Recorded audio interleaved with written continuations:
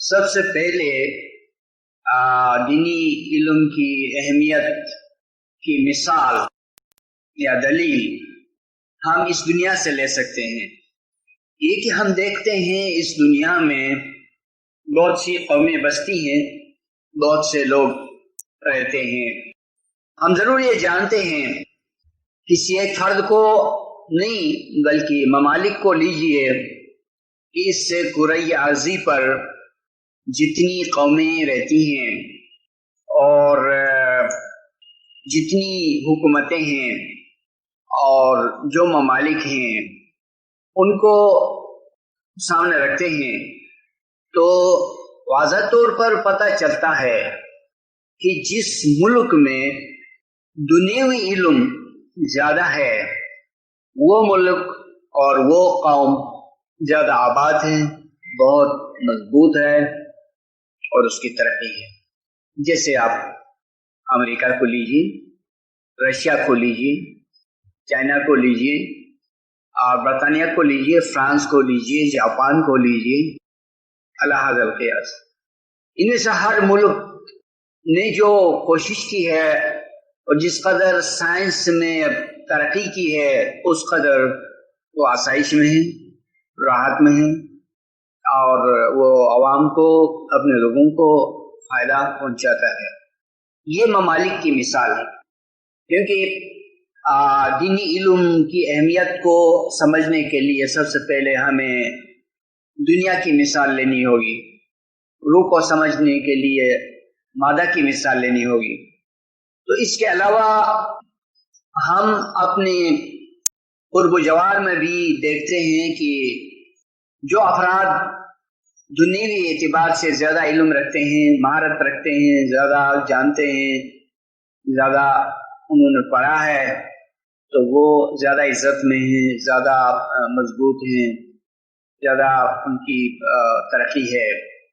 اور انسان جس قدر بھی قوانین کو جانتا ہے وہ دنیوی اعتبار سے فائدے میں ہے اور پرسکون ہے، اس کو کوئی خوف نہیں، کوئی ڈر نہیں۔ جو کچھ نہیں جانتا ہے اسی کو اضطراب ہے، اسی کو خوف ہے اور وہی مسائل میں مبتلا ہے۔ اور اگر ہم زمانوں کو لیں تو دیکھیں کہ انسان بہت پہلے سے اس سیارہ زمین پر بستا ہے، کہ پتھر کا زمانہ تھا اور لوہے کا زمانہ تھا، اور اسی طرح اب سائنس کا زمانہ ہے اور جوہری توانائی کا زمانہ ہے۔ اگر ان زمانوں کو اور ان زمانوں کے لوگوں کو سامنے رکھیں تو ہم جانتے ہیں کہ علم ہی نے انسان کو راحت پہنچا دیا ہے اور علم ہی نے انسان کو ترقی دیا۔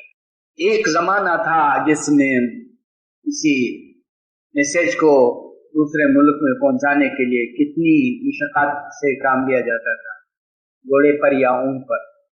اب یہ زمانہ بھی ہے جو دنیا کی قومیں آپس میں ملی ہوئی ہیں۔ جس طرح قرآن حکیم میں خداوند عالم کا ارشاد ہے کہ وہ قیامت کے دن کائنات کو اپنی مٹھی میں لے لے گا، اسی طرح اس نے اس سیارہ زمین کو بھی ایک طرح سے اپنی مٹھی میں لے لیا ہے، اور خدا کی مٹھی میں ہونے کی وجہ سے سب لوگ سمٹ گئے ہیں اور ایک دوسرے سے قریب آ گئے ہیں۔ یہ کہ کوئی ملک کسی ملک سے دور نہیں ہے، مسافت کے لحاظ سے، خبر رسانی کے لحاظ سے، اور ہر طرح سے آنے جانے کے اعتبار سے۔ یہ سب علم کی بات ہے۔ اس کے علاوہ جب ہم دیکھتے ہیں کہ دنیوی طور پر کتنے علوم ہیں، بہت سارے علوم ہیں، بہت سارے علوم ہیں دنیا کو حاصل کرنے کے لیے، دنیا کو جاننے کے لیے، اور دنیا سے ہر طرح سے فائدہ اٹھانے کے لیے کتنے علوم کی ضرورت ہے اور کتنے علوم ہیں، بہت سارے علوم، یہ ان کا حساب نہیں ہوتا۔ اب دنیا کے اعتبار سے علم کی اہمیت کا پتہ چلا تو ذرا ہم دین کی طرف لوٹ جاتے ہیں۔ تو دین میں بھی علم کے بغیر کچھ کام نہیں ہوتا ہے۔ دیکھیے کہ خداوند عالمین نے 1,24,000 پیغمبروں کو انسانی ہدایت کے لیے، انسانی تعلیم کے لیے اور انسانوں کو دین سکھانے کے لیے اور خدا کی توحید، خدا کی وحدانیت سکھانے کے لیے بھیجا۔ تب ان لوگوں کو کیا چیز دے کر بھیجا؟ کیا بہت ساری آدھی دولت دے کر بھیجا یا کوئی اور دنیا کی چیز دے کر بھیجا؟ اور ان کی عزت کس بات میں تھی؟ بس یہی کہ ان کو خدا نے علم دیا۔ 1,24,000 پیغمبروں میں سے سب کے پاس مشترکہ طور پر علم ہی تھا، معرفت تھی، روحانیت تھی۔ اب خدا کے نزدیک سب سے اہم چیز علم ہے، اس لیے وہی علم دے کر اس نے اپنے انبیاء و رسول کو انسانوں کی بھلائی اور بہتری کے لیے بھیجا۔ اور جتنے امام آئے ہیں ان سب کے پاس علم۔ ہمارے جتنے پیر بزرگ آئے ہیں دنیا میں اماموں کے تحت کام کرنے کے لیے، ان کے پاس بھی یہی علم دو قسم کا ہے، جیسا کہ ہمارے عزیزوں نے کہا۔ ایک ظاہری یا دنیاوی علم ہے، ایک باطنی اور دینی علم۔ جس طرح ظاہری علم کے بغیر دنیا کی کوئی ترقی نہیں، کوئی آسائش نہیں، کوئی عزت نہیں، کوئی طاقت نہیں، کوئی دولت نہیں، اسی طرح دینی علم کے بغیر کوئی دینی نعمت نہیں، کوئی دینی راحت نہیں، کوئی نجات نہیں، کوئی خوشی نہیں، کوئی خوشنودی نہیں۔ اور سب سے بڑھ کر خدا شناسی، یعنی خدا کی پہچان، خدا کو جاننا، خدا کو پہچاننا بہت اہم عمل ہے، بہت بڑا کام، اور جس کے لیے علم کی ضرورت ہے۔ سارے قرآن کو آپ پڑھیں اس سرے سے اس سرے تک، علم ہی کی اہمیت آپ کو ہر جگہ نظر آئے گی، مختلف مثالوں میں اور مختلف دلائل کی روشنی میں علم ہی کا ذکر چلتا رہے۔ اگر مومنین کی تعریف ہے تو علم کی وجہ سے، معرفت کی وجہ سے۔ اگر کافروں کی مذمت ہے تو وہ بھی علم کے نہ ہونے کی وجہ سے۔ اور جہاں کافروں کی مذمت ہوتی ہے اس میں بھی انڈائریکٹلی مومنین کی تعریف ہے کہ مومنین ایسے نہیں جو کافروں کی طرح جاہل ہوں، ان کے پاس تو دین کا علم ہے۔ تو بس یہی دو باتیں چلتی ہیں قرآن کے شروع سے آخر تک، ایک طرف کافروں کی مذمت اور اس کے مقابلے میں مومنین کی تعریف۔ تو مومنین کی جو تعریف ہے وہ ان کی براہ راست تعریف ہے، اور جہاں کافروں کی مذمت ہے اس میں بھی مومنین کی بالواسطہ یعنی انڈائریکٹ تعریف ہے۔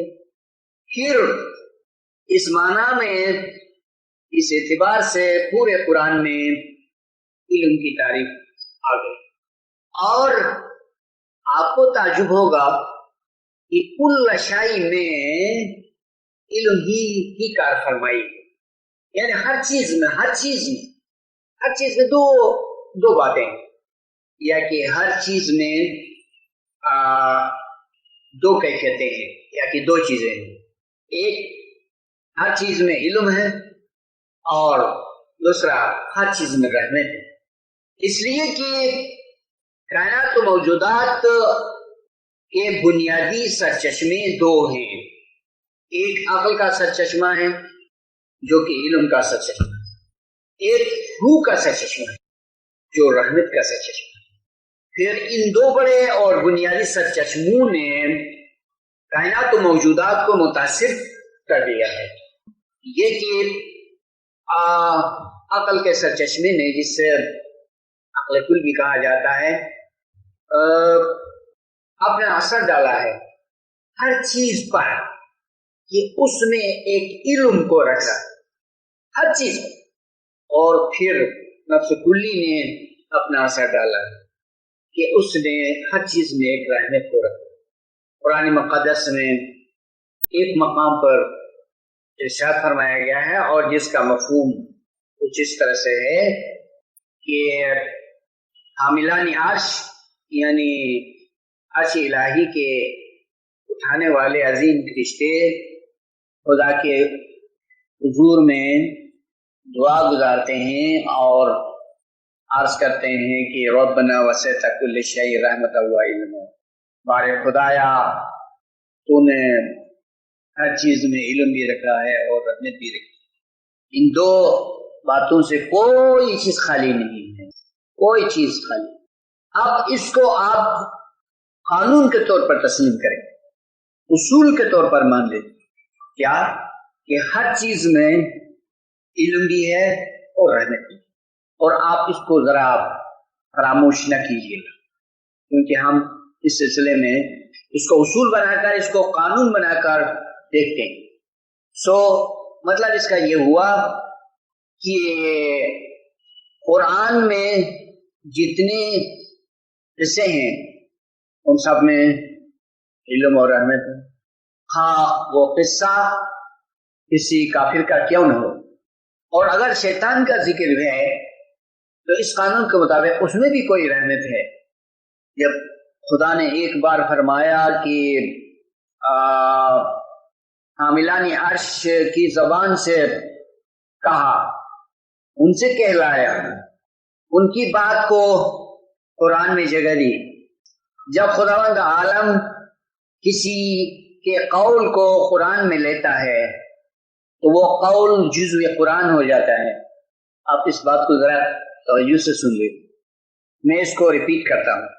جب خداوند عالم کسی کے قول کو قرآن میں لیتا ہے، اس قول کو قرآن میں جگہ دیتا ہے تو اس میں حکمت ہوتی ہے، وہ قول جزو قرآن ہوتا ہے۔ مثال کے طور پر شیطان نے انکار کے طور پر کچھ باتیں کہی تھی، آپ کا کیا خیال ہے؟ کیونکہ وہ شیطان کی باتیں ہیں، لہذا رحمان کے اس کلام کے ساتھ اس کو شامل نہیں کرنا چاہیے، کیونکہ ہم اپنی چھوٹی عقل کے مطابق جب سوچتے ہیں تو دنیا میں کوئی بھی دشمن ہمارے خلاف بات کرتا ہے، یا ہم کو کوئی گالی سناتا ہے، یا ہم کو کوئی تانا دیتا ہے، طنز کرتا ہے، تو ہمارا دل نہیں چاہتا ہے کہ اس کو یاد کریں، ہم اپنے ذہن و خاطر سے اس کو نکالنا اور فراموش کر دینا چاہتے ہیں، کیونکہ اس کی باتوں میں چپن ہے، کانٹوں کی طرح کیفیت ہے، اس کی باتیں چپ جاتی ہیں اور اس کی باتوں سے ہم کو دکھ پہنچتا ہے۔ لیکن خداوند عالم نے جبکہ قرآن میں کہا ہے کہ شیطان تمہارا دشمن ہے، تو پھر پیغمبروں کا دشمن ہے، اس کی باتوں کو تعجب ہے کہ قرآن میں جگہ ملی، ایک بات ہے۔ اور دوسری بات، ابھی کہا گیا تھا کہ عرش کے اٹھانے والے عظیم المرتبت فرشتوں نے یہ کہہ دیا کہ خداوندہ تو نے ہر چیز میں علم اور رحمت رکھی ہے۔ تو اسی قانون کے مطابق ہم نے یہ نتیجہ نکالا اور کہہ دیا کہ قرآن میں جس کسی کی بھی بات ہو اس میں ایک رحمت، ایک علم ہے، لیکن یاد رہے وہ علم اور وہ رحمت اس طرح سے نہیں ہے کہ جیسے شیطان نے ظاہر میں جو کچھ کہا وہی رحمت ہو، یہ کیسے ہو سکتا ہے؟ وہ تو نافرمانی ہے، لیکن نہیں، اس کے اندر، اس کی ترکیب میں، اس کے بناوٹ میں، اس کے پس منظر میں، اس کی تعویل میں کوئی راز ہے، کوئی حکمت ہے، کوئی رحمت ہے۔ اور اسی لیے خداوند عالم نے فرمایا کہ ہم حق کو اٹھا کر باطل کے سر پر دے مارتے ہیں، اور اس کے نتیجے میں باطل کا بیجا نکلتا ہے۔ تو مطلب اس کا یہ ہوا کہ باطل کے اندر سے کوئی راز، کوئی حکمت کا مغز نکل جاتا ہے۔ باطل کو باطل قرار دینے کے باوجود تو پھر آئیے کہ ہم اس کی تحقیق کر رہے تھے یا اس کی تلاش کر رہے تھے کہ کس طرح ہر چیز کے اندر خدا نے علم اور رحمت کو، اور ہم نے مثال کے لیے ایک بہت شدید اور سخت خطرناک چیز کی طرف تحقیق کے لیے رجوع کیا تھا۔ تو پھر یہ بات یقینی ہو گئی کہ ہر چیز میں علم، اور کائنات کے ظاہر و باطن میں جتنی اشیاء ہیں ان سب پر علم موجود ہے۔ اس کا ایک مطلب یہ ہوا کہ علم ہر چیز کی جان ہے، اور جب وہ علم اس چیز میں نہیں ہوگا تو وہ چیز کسی بے جان شے کی طرح ہو جائے گی، اس میں سے علم کو اٹھایا جائے۔ تو اسی مقصد کے لیے ہر چیز، جس طرح ہر چیز ایک ظرف ہے، ایک برتن ہے کسی نہ کسی شکل میں، اور خدا نے ہر چیز کے ظرف میں، برتن میں علم کو رکھا ہے، تاکہ علم کی جو نعمتیں ہیں وہ گوناگون ہوں، تاکہ علم کی برتری کا ثبوت ہو۔ صرف علم کو اور رحمت کو یہ درجہ حاصل ہے، اور اس کے سوا کوئی چیز ایسی نہیں ہے جو ہر چیز کے اندر عقل و جان کی طرح ہو۔ تو دیکھیں کہ انسان کے اندر کیا چیز ہے؟ دو چیزیں ہیں، ایک ہے عقل اور دوسری چیز ہے جان۔ عقل کو علم ماننا اور جان کو رحمت۔ تو پھر وہ قانون جو ابھی ہمارے سامنے تھا، جس کو حاملان عرش نے بتایا تھا دعا کے طور پر، اپنی ایک دعا میں انہوں نے ایک قانون خداوندی کا ذکر کیا تھا اور کہا تھا کہ خدایا ہر چیز میں تو نے ایک علم کو اور ایک رحمت کو رکھا۔ تو ان چیزوں کے زمرے میں ہم بھی ایک چیز ہیں، انسان بھی ایک چیز ہے۔ چیز کا لفظ اتنا وسیع ہے کہ اس کا اطلاق ہر مخلوق پر، خدا کے سوا جو کچھ بھی ہے اس کو آپ چیز کہہ سکتے ہیں قانون میں، اور قرآن کی زبان میں کل اشیاء، یہ بہت بڑی بات ہے۔ یہ لینگویج، یہ زبان بہت ہی ہمرس اور ہمگیر ہے۔ شیء، چیز، یہ ذی عقول اور ذی روح اور بی جان، ہر قسم کی چیزوں کے لیے اس کا استعمال ہوتا ہے۔ تو چنانچہ ہم بھی چیز ہیں اس قانون کے مطابق۔ جب فرشتوں نے کہا کہ خدایا تو نے ہر چیز میں ایک علم کو رکھا ہے اور ایک رحمت کو رکھا ہے، تو اس قانون کے مطابق ہم نے جستجو کی، ہم نے تجسس کیا، ہم نے تحقیق کی کہ یہ دو چیزیں انسان کے اندر کیا ہیں، یعنی علم اور رحمت کس طرح۔ تو ہم نے پایا کہ انسان کے اندر جو عقل ہے وہ ایک طرح سے علم کا ایک چھوٹا سا سرچشمہ ہے، اور جو روح ہے یہ رحمت کا ایک چھوٹا سا سرچشمہ ہے۔ تو بالکل حاملان عرش نے، یعنی عرش کے اٹھانے والے فرشتوں نے جس طرح سے کہا تھا، وہ بات بالکل ہمارے ذہن میں آ گئی، ہم سمجھ گئے۔ یہ تو انسان تھا، اس میں یہ چیز بڑی آسانی سے مل گئی، علم بھی ملا اور رحمت بھی ملی، لیکن جو دوسری بی جان چیزیں ہیں ان میں کس طرح ایک علم اور ایک رحمت۔ یقیناً ہر چیز میں ایک علم اور ایک رحمت ہے، اور ہر آیت میں ہے، اور ہر لفظ میں ہے، اور ہر ذرے میں ہے، آفتاب میں بھی ہے، महाताप में भी है, सितारों में भी है, सैयारों में भी है, आसमान में भी है, जमीन में भी है। और आफताब तो आफताब एक जर्रा है। जर्रा किसे कहते हैं? जर्रा उस चीज को कहते हैं जो अपनी लावजनी की वजह से, यानी उसमें वजन न होने की वजह से हवा में उड़ रहा है। आपने कभी देखा है धूप और साये के दरमियान कोई रोशनी साये को चीर कर आती है किसी मकान के अंदर, किसी रोशनदान से, उस वक्त इन ज़र्रात का पता चलता है। बाहर ज़र्रात का पता नहीं चलता है। कि ज़र्रात का पता उस वक्त चलता है जबकि चारों तरफ से छाँव यानी साया हो और उसमें एक सुराख की तरह रोशनी का एक सुतून आता हो, तो उस वक्त कुछ चमकते हुए ज़र्रात नजर आते हैं। उनको ज़र्रा कहते हैं अरबी में, फारसी में, उर्दू में। और वो ज़र्रात उड़ते हैं। क्या उड़ते हैं?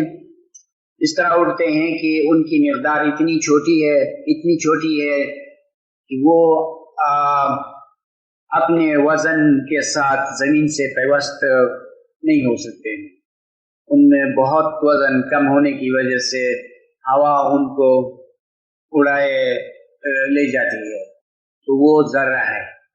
और जब शेर शायरी में और दूसरे मकामात पर आफताब का जिक्र आता है तो उसी के मुकाबले में एक हकीर चीज़ के तौर पर ज़र्रे का भी जिक्र आता है कि वो ज़र्रा भी चमकता है और आफताब भी चमकता है, लेकिन दरमियान में बहुत फर्क है। ये तो ज़र्रा है और वो आफताब। बहरहाल असल बात यूँ है कि जो इल्म और रहमत आफताब में है तो उसकी अपनी हैसियत के मुताबिक है, और इसी तरह का एक इल्म, बहुत बड़ा इल्म और बहुत बड़ी रहमत ज़र्रे में भी। तो ज़र्रे में भी है क्योंकि वो ज़र्रा वो कि वो एक हकीकी चीज़ है, वो कि उसकी कोई मिक़दार नहीं, कोई क्वांटिटी नहीं, लेकिन देखें कि वो एक हस्ती है और लावजनी की वजह से वो फ़िज़ा में उड़ती है और उसमें एक बहुत बड़ा इल्म, एक बहुत बड़ी रहमत। वो इल्म और रहमत मिसाल के तौर पर यूँ है कि इंसान के अंदर, जिस तरह हमारे अज़ीज़ों ने कहा, एक आलमी शख्सी है। उस आलमी शख्सी में ज़र्रात हैं, ज़र्राती रूह, और वो ज़र्रात इस ज़र्रे से बहुत छोटे हैं। ये जो ज़र्रा अभी अभी जिसका आपके सामने जिक्र हुआ, ये भी बहुत बड़ा है, बहुत बड़ा है, बहुत बड़ा है। उस ज़र्रे के मुकाबले में जो ज़र्रे लतीफ़ है, जो रूह की नुमाइंदगी करता है, उस ज़र्रे को नहीं देखा जा सकता है क्योंकि वो बहुत ही छोटा है, खुर्दबीन से भी नहीं देखा जा सकता है। लेकिन जब खुदावंद आलम बंदा मोमिन को बसारत के अलावा एक बसीरत अता फरमाता है, यानी बंदा मोमिन की जब दीदाई दिल खुल जाती है तो उस वक्त नूर की रोशनी में उस ज़र्रे को देखा जा सकता है। और वो ज़र्रा इतना अहम है कि कभी तो वो ज़र्रा एक सैयारे की नुमाइंदगी करता है, कभी तो वो ज़र्रा पूरी एक कौम की नुमाइंदगी करता है, कभी तो वो ज़र्रा किसी पीर पैगंबर की नुमाइंदगी करता है, कभी तो वो ज़र्रा किसी एक फर्द की नुमाइंदगी करता है। اور کبھی تو وہ ذرہ آفتاب اور مہتاب کی یا کسی ستارے کی نمائندگی کرتا ہے. تو جب وہ ذرہ کسی قوم کی نمائندگی کرتا ہے یا کسی پیر پیغمبر کی نمائندگی کرتا ہے تو اس ذرے کی اہمیت کو ذرا سوچیے، یہ اس ذرے کی کیا اہمیت ہوگی. کبھی وہ ذرا کسی فرشتے کی نمائندگی کرتا ہے، کبھی وہ ذرا کسی روحانی کی نمائندگی کرتا ہے، کبھی وہ ذرا آپ کی اپنی انا کی نمائندگی کرتا ہے.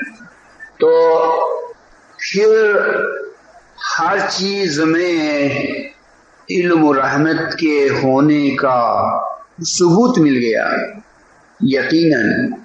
اور علم کے بغیر بہشت کی کوئی نعمت نہیں ہے. آج دنیا میں جو مومنین دین کی طرف سے سکون میں ہے، شادمان ہیں، اور بیجا خوف ان سے اٹھایا گیا ہے، غم ان سے اٹھایا گیا ہے. کیوں؟ اس لیے کہ ان کو علم ملا ہے. تو خداوند عالم نے ارشاد فرمایا ہے کہ الا ان اولیاء اللہ لا خوف علیہم ولا هم یحزنون. آگاہ رہو کہ خدا کے دوستوں کے لیے، یعنی خدا کے اولیاء کے لیے نہ تو کوئی خوف ہے اور نہ کوئی غم. خدا نے اعلان فرمایا کہ اس کے دوستوں کے لیے کوئی خوف بھی نہیں اور کوئی غم بھی نہیں. ایک عام انسان کو ماضی کا غم ستاتا ہے اور مستقبل کا خوف. دیکھیں، قرآن اللہ کی حکیمانہ کتاب ہے. اس میں جو الفاظ ہیں، جیسے الفاظ ہیں، بڑے حکیمانہ ہیں. تو خداوند عالم نے ایک چیز کا نہیں ذکر فرمایا، صرف غم کا ذکر نہیں کیا، صرف خوف کا ذکر نہیں کیا، یہ دونوں کا ذکر کیا. اس لیے کہ غم کا تعلق ماضی سے ہے اور خوف کا تعلق مستقبل سے. ایک عام انسان اس کا غم کرتا ہے کہ اس سے کتنے اچھے اچھے مواقع گزر گئے، فوت ہو گئے، اور ڈرتا بھی ہے کہ مستقبل میں کیا ہوگا اور کیا نہیں ہوگا.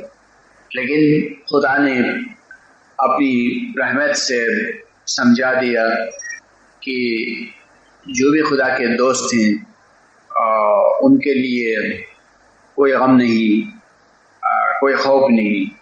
دیکھیے کہ اس خوف و غم کے سلسلے میں اگر انسان ابھی ابھی پیدا ہوا ہوتا اور خدا کی بادشاہی کو یا بہشت کو یا راحت کو ہمیشہ کے لیے نہ دیکھا ہوتا اور انسان کی زندگی محدود ہوتی تو پھر اس کے لیے غم تھا اور غم ہونا چاہیے.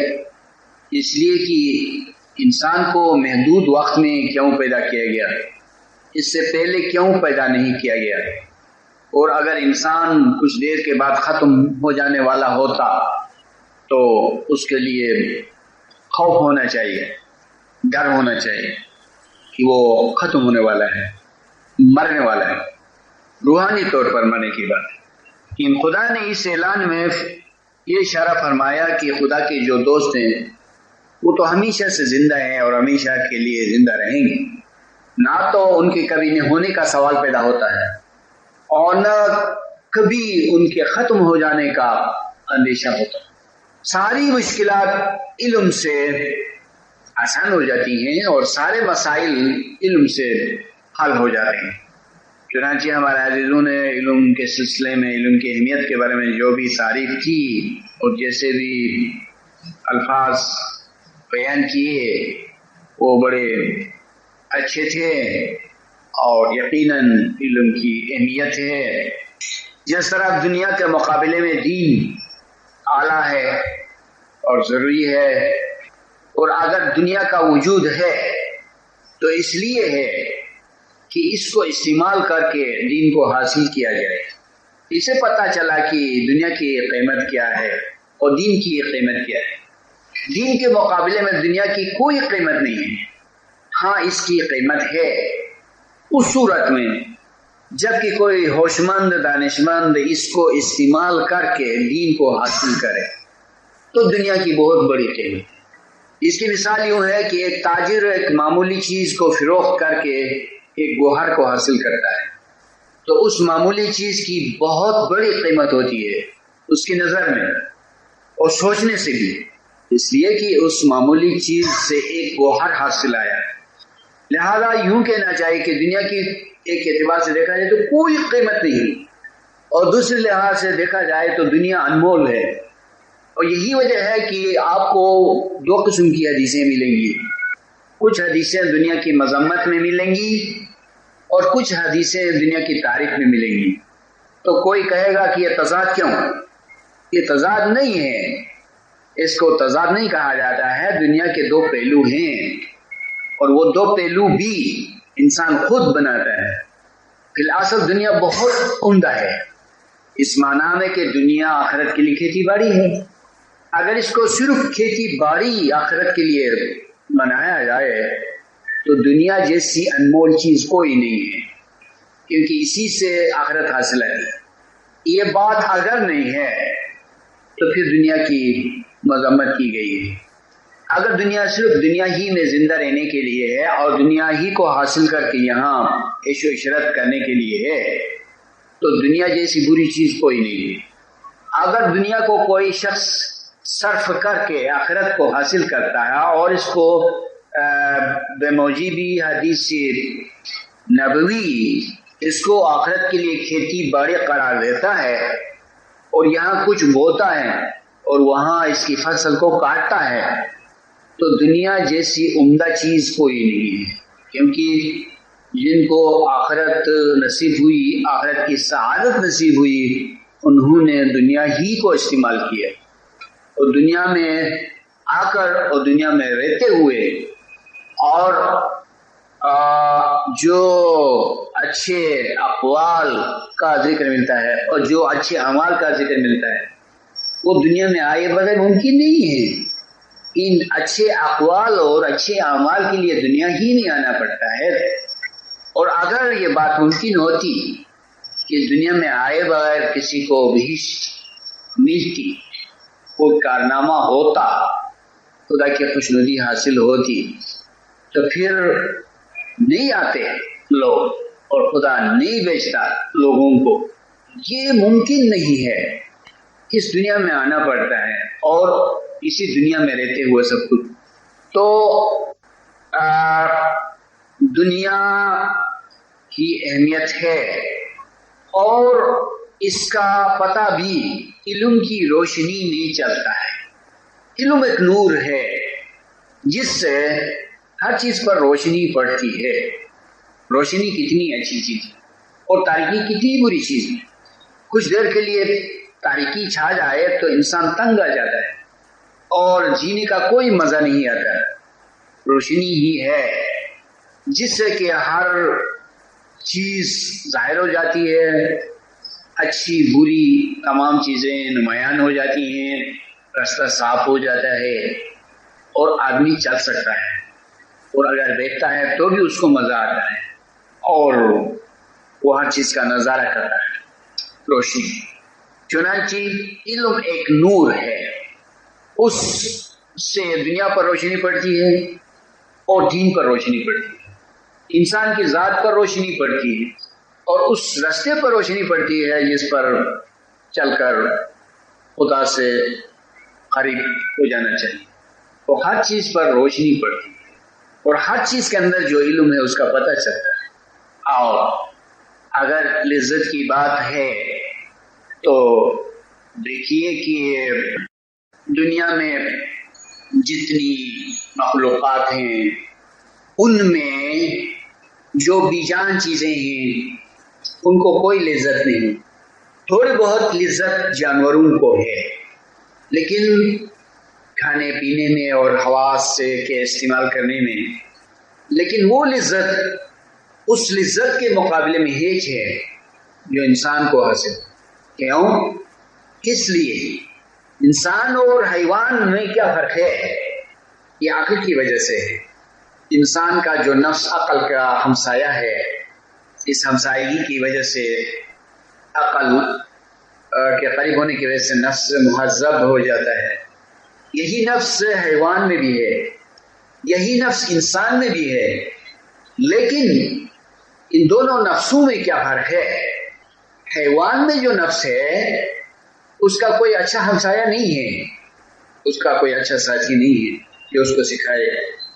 انسان میں جو نفس ہے وہی ہے، بالکل وہی ہے جو حیوان میں ہے. لیکن ایک فرق ہے، یہ کہ یہ نفس عقل کی ہمسائیگی میں رہتا ہے، لہذا اس کو اس ہمسائیگی سے بہت سے فائدے ہیں. دینی فائدوں کی بات میں نہیں کرتا ہوں کہ دنیوی لحاظ سے دیکھیں کہ انسان جس طرح مادی نعمتوں سے حظ اٹھاتا ہے، وہ نعمتیں ان نعمتوں سے زیادہ لذیذ ہیں جو حیوان کھاتا ہے. مثلا غذا کو کھانا جانور بھی کھاتا ہے، لیکن جانور کو اس غذا سے اتنی لذت نہیں ملتی ہے جو انسان کو ملتی ہے. حالانکہ غذا کی لذت یہ نفسانی بات ہے، کوئی روحانی اور عقلی بات نہیں ہے. لیکن پھر بھی یہ جو نفس حظ اٹھاتا ہے وہ عقل کی وجہ سے، عقل کی ہمسائیگی کی وجہ سے.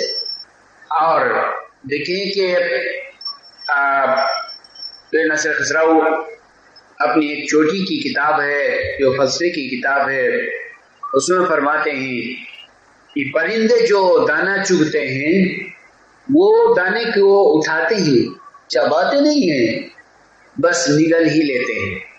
ان کو اتنی لذت نہیں ہے، دانے کو اٹھایا اور چبایا بھی نہیں، بس نگل لیا.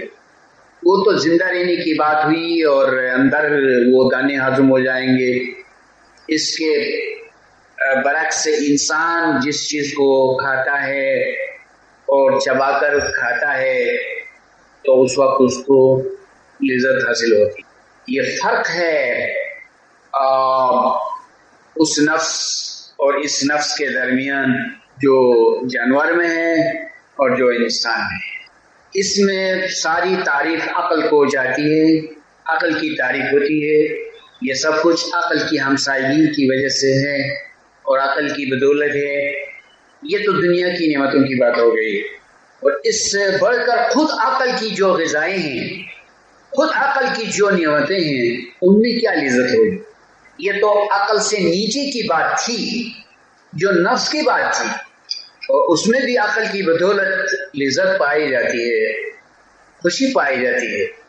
تو لیکن اس سے اوپر کی جو غذائیں ہیں، جو نعمتیں ہیں، جو عقلی ہیں، ان میں کیا لذت ہوگی؟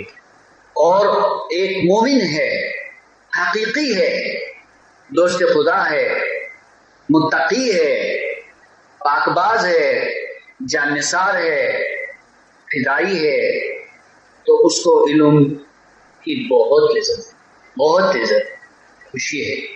لیکن اس کو یہ نہیں سمجھنا چاہیے کہ علم کی لذت یہیں پر ختم ہو جاتی ہے. ایسا نہیں ہے.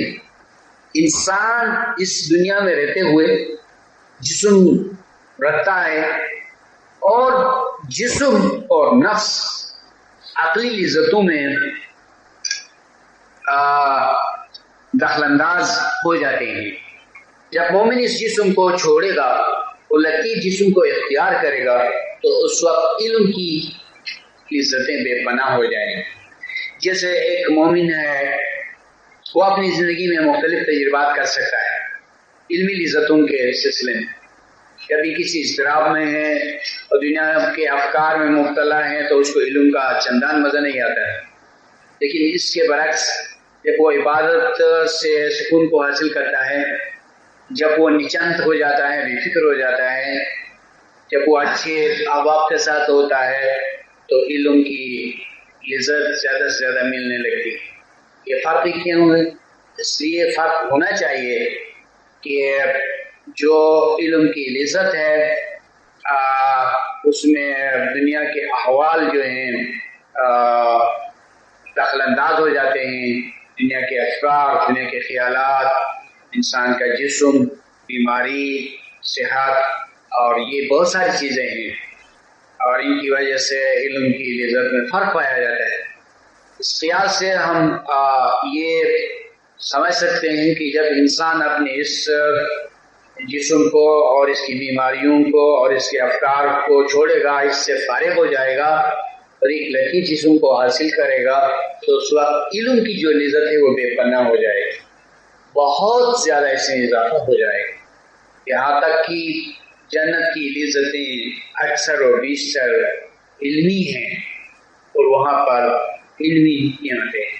تو اسی کے ساتھ آج کی گفتگو جو علم کی اہمیت کے سلسلے میں شروع ہوئی تھی ختم ہو جاتی ہے، اور اگر آپ عزیزوں میں سے کسی کا کوئی اس زمین میں سوال ہو تو وہ پوچھا جا سکتا ہے، ورنہ ہم آج کی اس گفتگو کو ختم کرتے ہیں۔ شکریہ کہ آپ نے اپنی حمایت سے سنا اور اپنے بڑی توجہ دی، بہت بہت شکریہ، بہت بہت مہربانی۔ یا علی مدد۔ اس میں رحمت اور علم ہے، اور جس طرح آپ نے انسان کی مثال دی کہ انسان میں جو عقل ہے وہ علم کی مثال ہے، جو جان ہے وہ رحمت کی مثال ہے۔ سر اسی طرح سر جمادات، نباتات اور حیوانات سے بھی ایک ایک مثال دے کر سمجھائے تاکہ بات اچھی طرح سمجھ میں آئے۔ ہاں، انہوں نے بہت گہرائی سے اور بڑی دانشمندی سے ایک سوال کو اجاگر کیا، اور یہ سوال اس قدر اہم ہے، اس قدر گہرائی میں ہے، اور ظاہر ہے کہ اس کی وضاحت سے بہت فائدہ ہو سکتا ہے۔ سب سے پہلے یہ ہے کہ جو عالم صغیر ہے اور جو عالم کبیر ہے یہ ایک دوسرے کے مانند ہیں، ایک دوسرے کے مشابہ ہیں، اور عالم صغیر میں عالم کبیر سمویا ہوا ہے، یعنی یہ جو بیرونی کائنات ہے وہ ذاتی کائنات کے اندر سموئی ہوئی ہے، اور یہ سمونا اس طرح ممکن ہے کہ جس طرح بھی ذکر ہوا ہر چیز کا ایک ذرہ ہے، جمادات، نباتات، ہر قسم کے جانور، سب انسان، ساری کائنات کے اجزاء، اجرام فلکی، سورج، چاند، دیگر ستارے اور خود آسمان اور ہر چیز۔ سب سے نچلے درجے میں پتھر ہے، جس کو ہم ظاہری زبان میں جمادات کہتے ہیں، اور جمادات کا مطلب ہے کہ بیجان۔ یہ تو پتھر کو بیجان کہنا عام سطح کی بات ہے اور عوام الناس کی بات ہے، لیکن خدا کے نزدیک، روحانیت کے نزدیک، قرآن کے نزدیک پتھر کی بھی روح ہے۔ پتھر کی جب روح ہے تو اس روح میں ایک رحمت ہے اور ایک علم ہے۔ مثال کے طور پر قرآن میں کیونکہ بات یعنی جمادات سے شروع ہوئی ہے اور آپ نے تقاضا کیا ہے کہ ترتیب وار بات کی جائے، یعنی ترتیب وار سمجھا دیا جائے کہ ہر چیز میں علم اور رحمت کے ساتھ۔ قرآن مقدس میں جتنی بار پتھروں کا ذکر آیا ہے، پہاڑ کی صورت میں، پتھر کی صورت میں اور جواہرات کی صورت میں، ان سب میں رحمت اور علم ہے۔ رحمت اس معنی میں کہ اس میں روح کی نعمتیں ہیں، علم اس معنی میں کہ اس میں عقل کی نعمتیں پائی جاتی ہیں۔ تو عالمی شخصی میں جب ہر چیز کی نمائندگی ہوتی ہے اور اس میں پتھر کی بھی نمائندگی ہوتی ہے، تو ظاہر بات ہے کہ اس نمائندگی کے اندر وہ راز معلوم ہوتے ہیں جو اس کائنات کی ہر چیز میں پوشیدہ ہیں۔ مثال کے طور پر مولا روم نے کہا کہ وہ سب سے پہلے پتھر میں تھے. یہ روایت سب کو معلوم ہے. میں اس کی وضاحت یہ کرنا چاہوں گا کہ مولا روم کی روح پتھر میں تھی تو یہ کچھ سزا کے طور پر نہیں تھی. ایک طرح سے سزا بھی ہو سکتی ہے، لیکن جس پہلو سے ایک مرد کامل یا ایک صوفی بات کرتے ہیں اس کے اعتبار سے اگر آپ کو یہ قدرت حاصل ہوتی کہ آپ پتھر کے اندر جا کر جانکنا چاہتے ہیں، دیکھنا چاہتے ہیں، ریسرچ کرنا چاہتے ہیں، تو آپ بڑے شادمان ہوتے ہیں کہ آپ نے نہ صرف پتھر کو باہر سے دیکھا بلکہ اس کی ذات کی گہرائی میں اتر کر معائنہ کیا، وہ دیکھا. تو مولا روم اس معنی میں کہتے ہیں کہ اول ان کی روح پتھر میں تھی، اور اگر پتھر کے بعد کسی پھول میں جھانکنا نصیب ہو، کسی نباتات میں، کسی جانور میں، اور علم کی روشنی میں ہو، تو میں سمجھتا ہوں کہ اس میں کوئی تکلیف نہیں ہے بلکہ راحت ہے. آج کی دنیا میں ہم دیکھتے ہیں کہ مغرب سے ترقی یافتہ اقوام اپنی پشت پر ایک بیگ کو اٹھائے ہوئے، اپنے سامان کو اٹھاتے ہوئے آ کر دور دراز پہاڑوں تک جا کر آتے ہیں. اگر یہ کام کسی بادشاہ کے ظلم سے ہوتا اور کاری بیگار کے طور پر ہوتا تو ان کو بہت بڑا دکھ ہوتا، لیکن نہیں، یہ علم کی خاطر ہے اور مہم جوئی کے طور پر ہے اور کارنامے کو قائم کرنے کے سلسلے میں ہے. تو میں سمجھتا ہوں کہ اس سے وہ بڑے شادمان ہیں. اس طرح اگر میں پتھر کے اندر جھانک سکتا اور اس کی ڈیپ میں اتر سکتا، اس کی گہرائی کو دیکھ سکتا، یا کسی جانور کے باطن میں جا کر یہ دیکھ لیتا کہ اس کے اندر کیا کیا عجائب و غرائب ہیں، کیونکہ سطحی طور پر بھی جب انسان جانوروں کو دیکھتا ہے تو ان میں عجائبات پائے جاتے ہیں. ظاہری اور سطحی ریسرچ میں بھی یہ بات ملتی ہے کہ جانوروں میں خدا کے عجائبات ہیں. کوئی جانور ایسا نہیں ہے جس میں مطالعائی قدرت کی کوئی بات نہ ہو، نیچر اسٹڈی کی کوئی بات نہ ہو. تو یہ جو کہا گیا ہے کہ ہر چیز میں ایک رحمت اور ایک علم ہے، ہم ایک عام اصطلاح کو استعمال کرتے ہوئے یہ کہیں گے کہ یہ تو نیچر اسٹڈی کی بات ہے. اس کے اندر عجائبات کو دیکھنے میں جو مزہ ہے، جو روح کو لذت ملتی ہے اور جو عقل کو لذت ملتی ہے، تو وہ رحمت بھی ہے اور علم بھی ہے.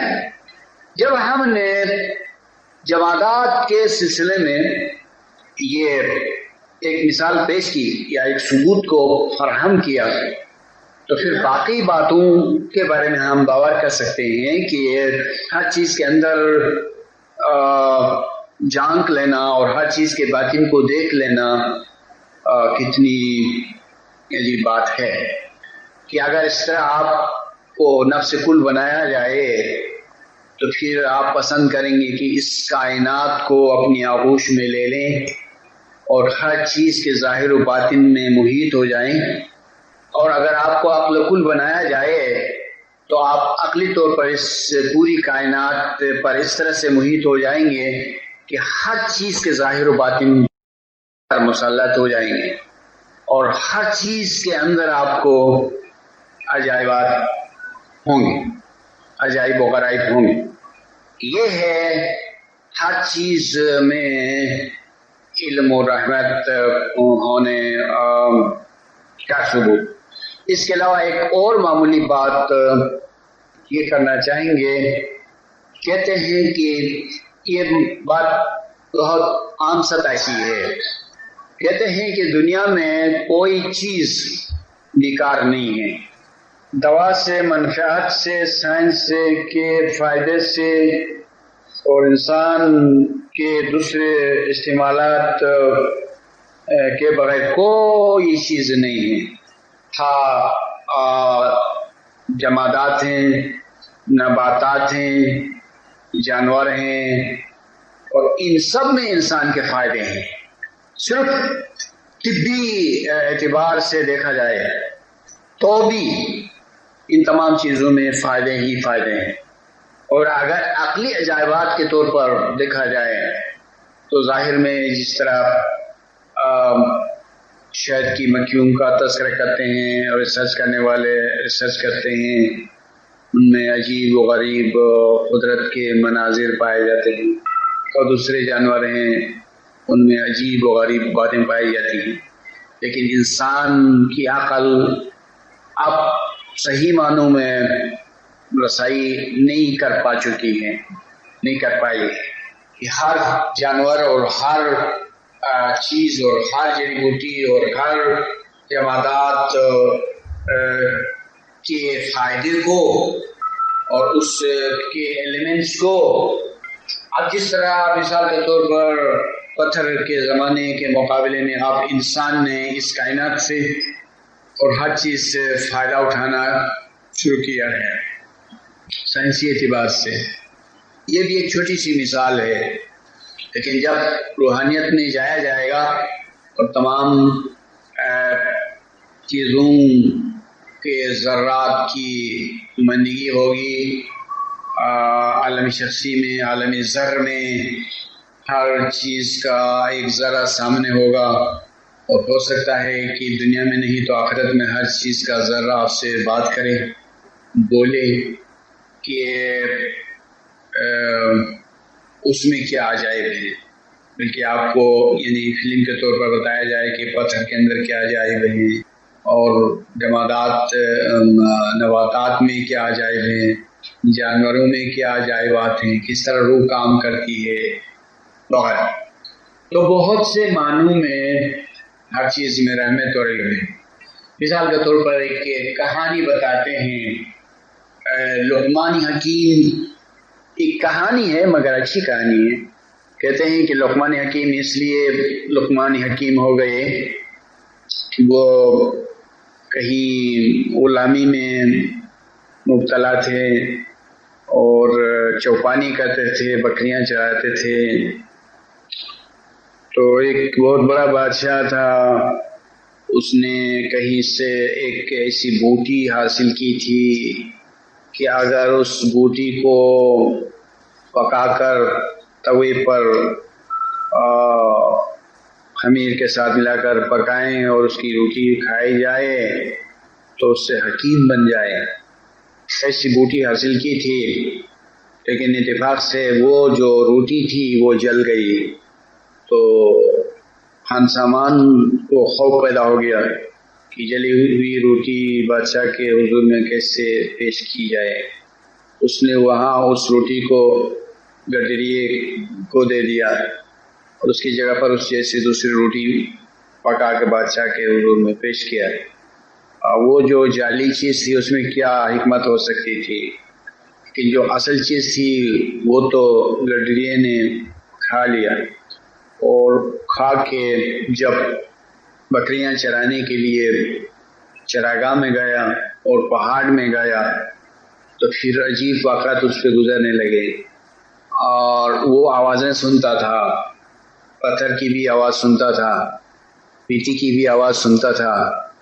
ہر بوٹی بولتی تھی، کہتی تھی کہ میں فلان بیماری کے لیے دوا ہوں، میں فلان بیماری کے لیے دوا ہوں، میں فلان بیماری کے لیے دوا ہوں. تو ہر بوٹی نے اس سے بات کی. کہانی ہے لیکن بڑی اچھی تعویلی کہانی ہے کہ جب ایک شخص مقامی روحانیت پر کامیاب ہو جاتا ہے تو ہر چیز زبانی خیال سے یا زبانی حال سے اس سے بولتی ہے کہ مجھ میں یہ علم ہے، مجھ میں یہ علم ہے، مجھ میں یہ حکمت ہے، مجھ میں یہ راز ہے. تو ایک درویش کہہ سکتا ہے کہ میں ہر طرف علم کو دیکھتا ہوں، آسمان زمین کی ہر چیز کی طرف جب نگاہ اٹھا کے دیکھتا ہوں تو اس میں مجھ کو علم نظر آتا ہے. کوئی مرد درویشی کر سکتا ہے، کوئی مومن یہ دعویٰ کر سکتا ہے. تو اس کا مطلب یہ ہوا کہ ہر چیز میں علم ہے، کوئی چیز علم کے بغیر نہیں ہے، کوئی چیز رحمت کے بغیر نہیں ہے. پھر میں دوبارہ، چونکہ یہ سوال بڑا اہم تھا اور بہت دلچسپ بھی، کیونکہ آپ نے بہت گہرائی سوال کیا تھا اور جان کر کیا تھا اور امید سے بھروسے سے سوال کیا تھا. اس لیے تو قرآن میں جمادات ہیں، اور قرآن کے جمادات یہ کہ وہاں پتھروں کا ذکر ہے، اور سب سے زیادہ حکمتیں ان پتھروں کے ذکر میں. ان پتھروں کے تذکرے جو ہیں وہ گوہر عقل کی طرف جاتے ہیں، اور سب سے اونچی تعویل ان پتھروں کی بنتی ہے. یہ نباتات اور درختوں کا ذکر ہوتا ہے تو وہ بھی بہت بلندی کی طرف جاتا ہے. ہم نے اپنے مقالوں میں اس کے اشارے کیے ہوئے ہیں، پتھروں کا ذکر کیا ہے. ان چند سالوں میں ہم نے جو مقالے لکھے ہیں وہ بہت ہی مفید اور اعلیٰ ہیں، اور ہم نے پتھروں کا، پہاڑوں کا ذکر کیا ہے، اور آپ کو وہ کتابیں فوٹو اسٹیٹ میں ملتی ہیں. پھر ہم نے درختوں کا ذکر کیا ہے اور جانوروں کا بھی ذکر کیا ہے. بہرحال کوئی چیز علم و رحمت سے خالی نہیں. اگر اس کائنات کی ایک اکائی کو لیتے ہیں یا پوری کائنات کو لیتے ہیں یا اجرام فلکی میں سے کسی حصے کو لیتے ہیں، تو بہرحال ہر چیز میں اور ہر چیز میں علم اور رحمت ہے. یعنی روح کے لیے اور عقل کے لیے نعمت اور دولت ہر چیز میں. مہربانی کہ آپ نے بہت اچھا سوال کیا تھا، جس سے ہم کو خاص طور سے گفتگو کرنے کے لیے موقع ملا. مہربانی.